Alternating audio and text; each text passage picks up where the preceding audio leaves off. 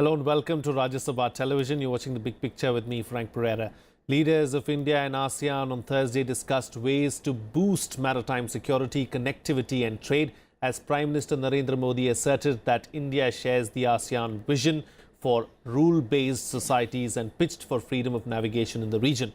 Prime Minister Modi underscored the ever-evolving ASEAN-India partnership, terming the summit as the grand finale of the joint year-long commemorative activities organized among the nations. Prime Minister Modi further touched on the religious ties that bind all the nations. Speaking on the diplomatic ties, the Prime Minister stressed that ASEAN is at the center of India's Act East policy. The Prime Minister also expressed India's commitment to work with the ASEAN nations to enhance collaboration in the maritime domain. On this edition of The Big Picture, we will analyze the takeaways from the summit. Joining me on the program today are KP Nair, strategic analyst, Ashok Sajanhar, former diplomat, Srikanth Kondapalli, Professor, Center for East Asian Studies, JNU, and Ram Upendra Das, Head Center for Regional Trade. Thank you to all my guests for joining me on this edition of The Big Picture. Ambassador, I'd like to begin with you, of course. What were your key takeaways from the summit?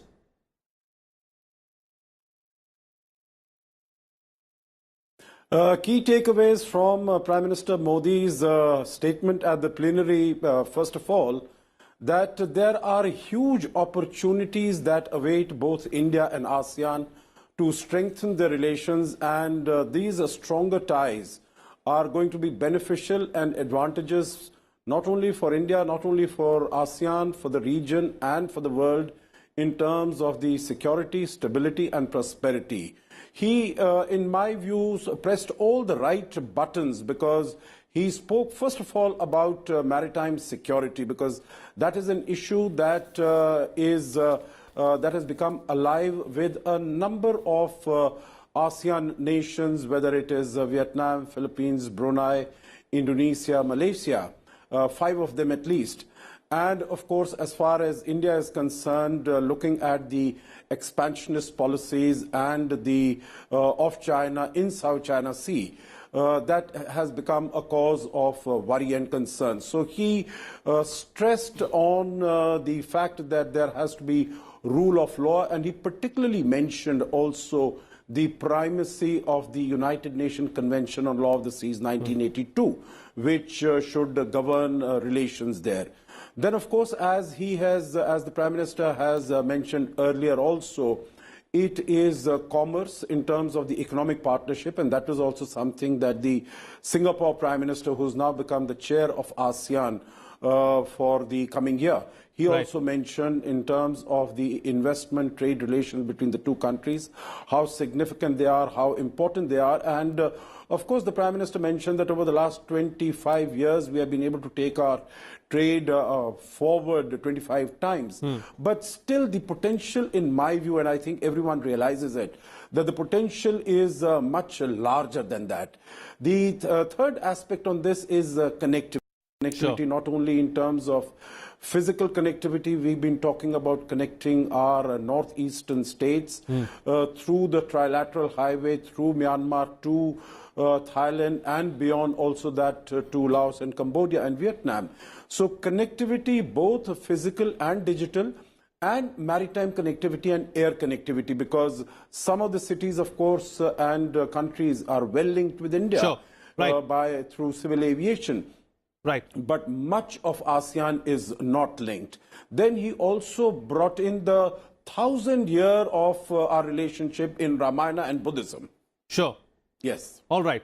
Okay, we'll continue talking about the religious ties and the historic ties and the cultural ties ahead in the program. But let me bring in my other panelists as well. Mr. Nair, the messaging from the Prime Minister loud and clear as to what's in store for India and ASEAN in the days to come. But these 10 heads of state from the ASEAN countries will also be the chief guests for the Republic Day parade. A historic moment indeed, because you've never had that many guests, chief guests at the Republic Day. Is there some kind of a messaging in that? This is certainly an occasion for great celebration, having all the 10 heads of state or government from the ASEAN.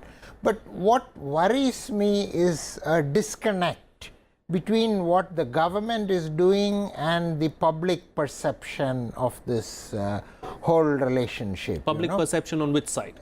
See, if you read the media, for example, and if you follow some of our strategic analysts, the impression is created that the whole effort is to use the ASEAN to contain China, But if you read the readout of the Prime Minister's meetings, that is not true at all, I mean, the Prime Minister, for example, mentioned the idea of declaring 2019 as a year of tourism, very good thing. Then he mentioned connectivity, and immediate reaction from the media and some of the strategic analysts is that connectivity and maritime cooperation involves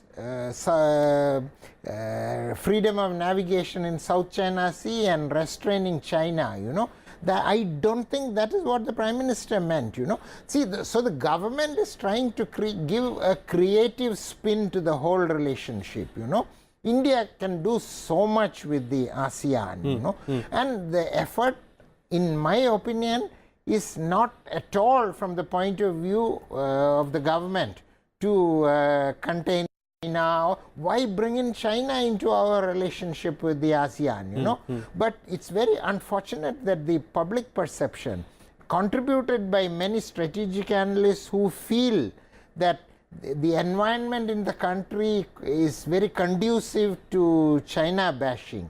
I think it doesn't help the relationship with the ASEAN at all. Professor Kondapalli has a smile on his face. China, of course, is the elephant in the room. And, can you talk about the ASEAN countries without bringing up China, really?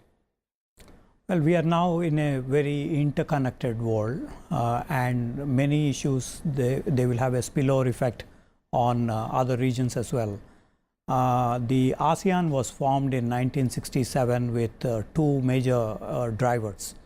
One is the Treaty of Amity and Cooperation. Second is a nuclear weapon free zone. Now, in South China Sea, obviously the Treaty of Amity and Cooperation has a problem, because since 2010, the Hanoi meeting, since then, there is no consensus within ASEAN in relation to the South China Sea dispute. So there is some trouble brewing up within ASEAN. In the ARF 26 members, it is reported that something like 12 countries have actively opposed China's role in the South China Sea related issue. So there is a spillover effect in terms of the militarization of some of the reefs that have happened with the Hongqi 9 surface-to-air missile systems, or the other reefs being militarized by China. But to be fair, even Vietnam or other countries have also been expanding their profile in the region. But China's militarization is almost about 3,000 acres of land has been reclaimed within these island reefs. So since the PCA ruling, Permanent Court of Arbitration ruling, in July 2016, the ASEAN is now a kind of divided house. So they approached the United States, where they have had summit meetings like the one that we are seeing now in New Delhi. They have approached the Chinese before, they have approached the Japanese. So in typical ASEAN way, they are trying to kind of balance by bringing in another big player, which is India. And for India, India does not have any sovereignty claims in the region. When Bangladesh went to the Hague Tribunal, India had given up those two islands which are in dispute. So India had sent a signal of being relatively objective for the rule of law on the question of islands sovereignty. Secondly, on the freedom of navigation, both in the Indian Ocean as well as in the South China Sea, there was the mention about the freedom of navigation issues. Partly because India has its own concerns in this region, because it's roughly about 45 to 50% of India's trade is passing through, and the concept of territorial sea as adopted by, say, China or Vietnam or Malaysia is problematic for Indian Sure. trade in this region. Sure. So to that extent, it is a self-interest for India, but for largely for the other ASEAN countries as a whole, freedom of navigation provides them with some kind of a counter to China, which treats 80% of 3.4 million square kilometers of South China Sea as its own, as they say, undisputed, sovereign claim. Right, right. So to that extent, I think India provides for a kind of balancing role. Sure. I do not think it is containment, but it is kind of balancing role. Okay, great. Professor Das, is there enough space in the region really for India and China to both coexist? Certainly. In fact, if you see this entire endeavor, I see it from two perspectives. One is this is essentially a bilateral coming together of India and ASEAN, because we have historical connect, religious, cultural connect, and we have very important economic potential which is still untapped. This is one part of it. Second is a broader Asian economic integration. If this is going to be an Asian century, the broader Asian economic integration is something or a canvas in which India and ASEAN want to play a very determining role. If this is so, then hitherto India was possibly less active in terms of contributing to overall Asian economic integration landscape. And this event of these 10 leaders being here is nothing but a manifestation of really acting on our Act East policy. It is actually underscoring that. Now, if that is so, nobody can deny the fact that Asian economic integration and Asian century cannot be brought out only by India and ASEAN. You have to have a cooperative framework where Japan, China, Australia, New Zealand and other countries will have to play a very proactive role. I would hasten to add the fact that historically Indian subcontinent and South Asia was an economic hub which linked Central Asia, Eurasia and West Asia on this side to Southeast Asia, East Asia and Oceania on the other through spice route, silk route, cotton route and so on. Perhaps this is the time when this endeavor of India-ASEAN coming together is going to reconnect the eastern side of Asia to the western side of Asia via South Asia and Indian subcontinent, and that is why India's proactive role and ASEAN's response that today they are all here together is going to contribute to that, and perhaps Sure. that is going to translate into an Asian economic integration. So it's a win-win for all is what you're suggesting. Yeah. Okay, great. Moving ahead now. Ambassador, how has our Act East policy worked really, and what are we doing differently now?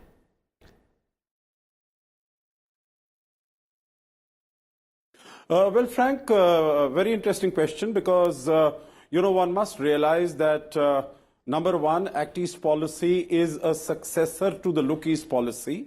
And the Look East policy, when it was there for 20 odd years, it has performed extremely well. Sorry. That's okay. Ambassador, do clear your throat Sorry. and come back to us. I'll just come back to you. In the meantime, let me bring in the other guests as well. Mr. Nair, what challenges do you foresee for, for the ties between India and ASEAN? Well, in my opinion, the big takeaway from this summit, preceded by the Prime Minister's visit to Manila for the ASEAN event, is really the Philippines. Unfortunately, we don't pay much attention to the Philippines. You see, people forget that Philippines is one country in Southeast Asia with which India has had no disputes, not even ethnic, like Malaysia, Singapore, and all that, where Indians historically got into trouble with the Chinese and the Malays and all that. And yet this is a relationship that did not blossom, you know.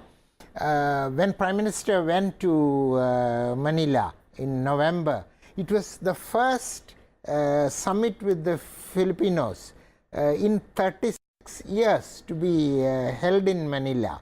And Philippines is the one country in the region which is going through dramatic changes. It was earlier seen, to put it rather uncharitably, as a US colony, but President Duterte, I mean, when he became president, he moved it away, you know, he went to China.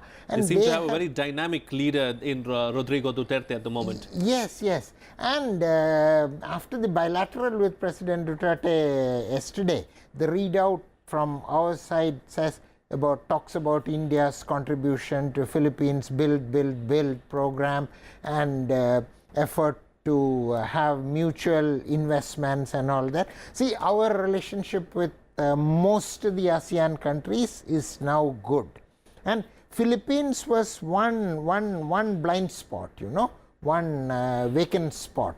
And I think in terms of challenge that you asked, what we have to build on is the relationship with the Philippines, so that the picture of our bilateral collaboration with the ASEAN will be complete. Okay, fair enough. Ambassador, let me come back to you now to the point that you are making about, you know, the Act East policy and the Look East policy.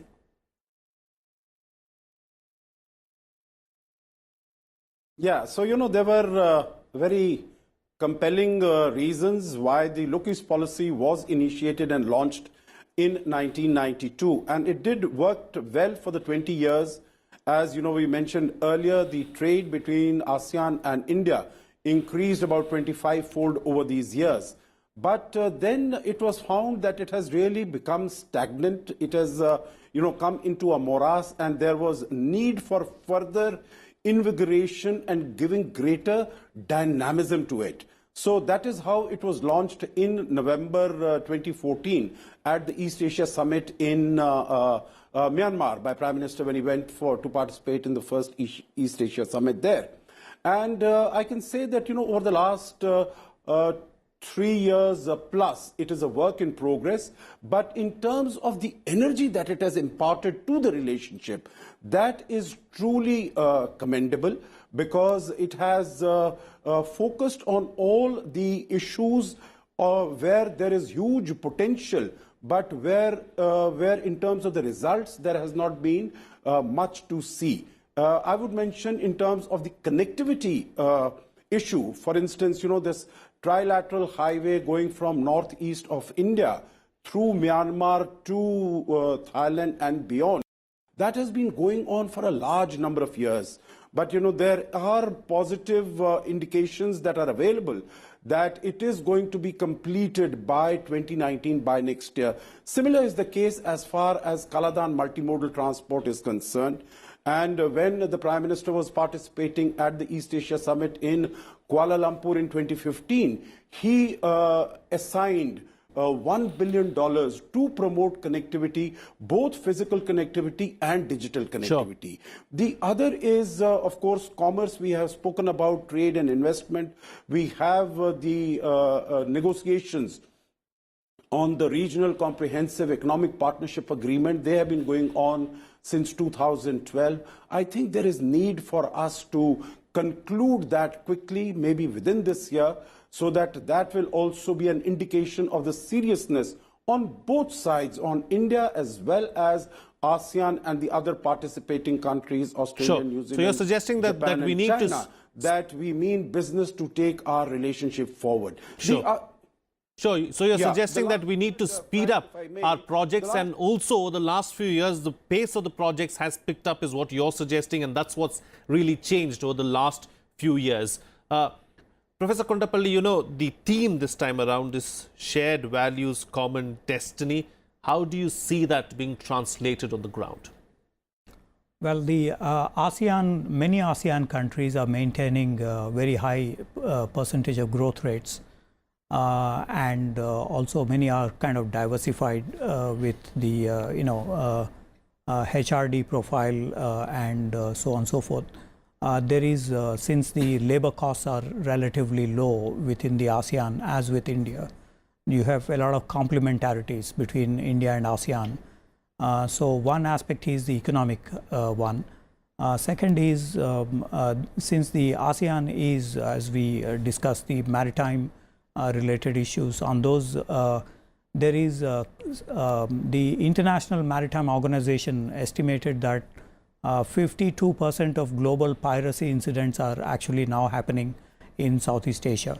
Piracy, previously it was off Somalia, now it is mainly in the Southeast Asian region. Since the Indian Navy has substantial advantages, this is one area which has been identified for counter-piracy missions. In 2006, India had suggested to the counter-piracy as well as protection of the Straits of Malacca, which is where the Andaman Nicobar Joint Command and the bilateral naval exercises with Singapore and Malaysia and Vietnam all have come into the picture. So in terms of the shared values and so on, this is one area that is now being worked about. On the sea lanes of communications, and most likely that we will have a naval exercise combinedly with the ASEAN countries in this region. Sure. So this is one aspect of that. Second, economy, and obviously there is also the commerce related, as was been mentioned, right, on trade and so on. Right. In the IMF and World Bank estimates, Vietnam, Malaysia, Thailand, Indonesia, they all figure out in big numbers for the next foreseeable future. So clubbing up with them also reinforces the Indian growth story. To that extent, I think this is also... So we'll be in good company. Indeed. Right. Okay. Professor Das, going forward, would it suit us well to look at ASEAN as a bloc and indulge with them in multilaterals, or should we have bilaterals with these individual countries to take our tie forward, or do you think we need a combination of both?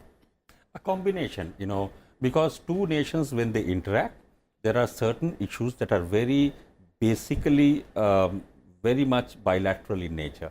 You cannot discuss certain bilateral issues in a plurilateral or regional forum. So in that sense, you will have issues, say, between India and Thailand and India and Malaysia or India-Indonesia, which are very different. On the other hand, because ASEAN has always interacted with its dialogue partners in ASEAN +1 framework, we would be interacting and strengthening our partnership with ASEAN as a bloc. Third layer is of the Asian regionalism, whereby the ASEAN +6 countries actually are negotiating a regional comprehensive economic partnership agreement. And then you have on the strategic side ASEAN Regional Forum. So we would be interacting with them not just as ASEAN +1, but ASEAN +1++. Now, these three layers can coexist and they do not contradict, because there are certain issues that are bilateral, there are certain issues that are regional, and there are certain issues that are bilateral where India is one side and ASEAN as a bloc, and then there are certain issues that are beyond region and it's a larger region which actually gets engulfed. So therefore, I would be seeing progress, issues, action on all these levels, right, simultaneously, and there is no contradiction. Okay, quick closing comments now from all my guests, because I've got limited time on the program. Starting with you, Ambassador, what is the potential of the ties between India and ASEAN going forward?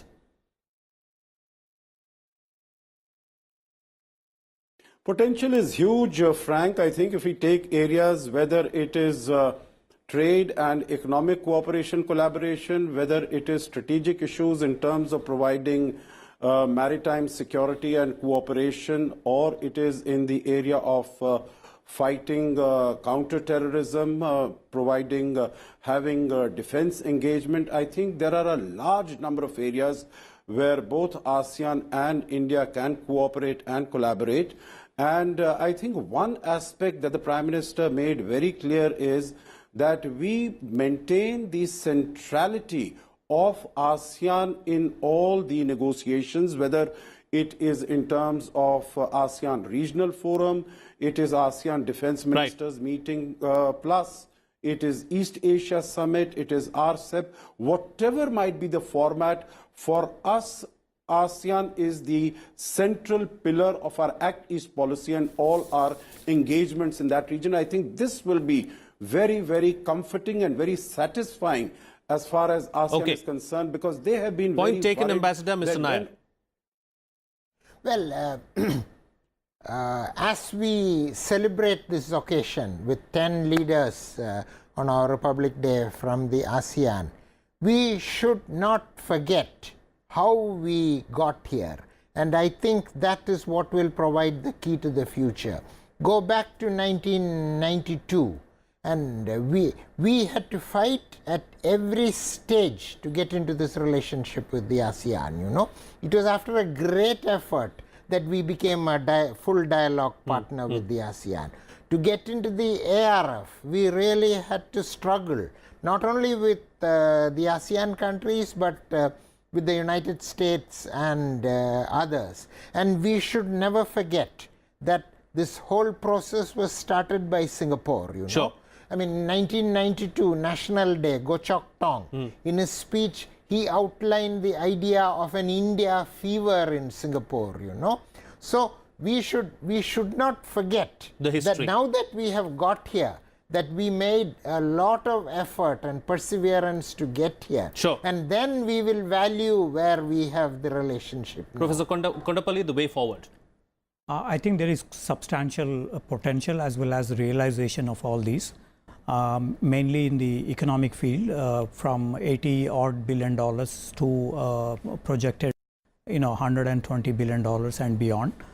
There is the free trade area which has come up in 2010, while there is some trade deficits, etc., that are being discussed. There is also quite huge potential because of the complementarities between the two sides in all sectors: agriculture, manufacturing, Make in India, Digital India, a host of sectors. Then also in the maritime security, there is substantial. Sure. For example, the Indian credit line for Vietnam. Let me get Professor Das to close the show for us. Tremendous potential. We need to strike the right chords. Yes, what Prime Minister Modi is trying to do in terms of Act East policy, and if the services and investment agreement is ratified by all the ASEAN countries, we have made calculations that by 2025, the present level of trade and investment linkages can be doubled. Okay, all right. On that note, then we'll call it a wrap on this edition of The Big Picture. I'd like to thank all my guests for joining me on the program and putting things into perspective for us. That's it from me. See you again next time.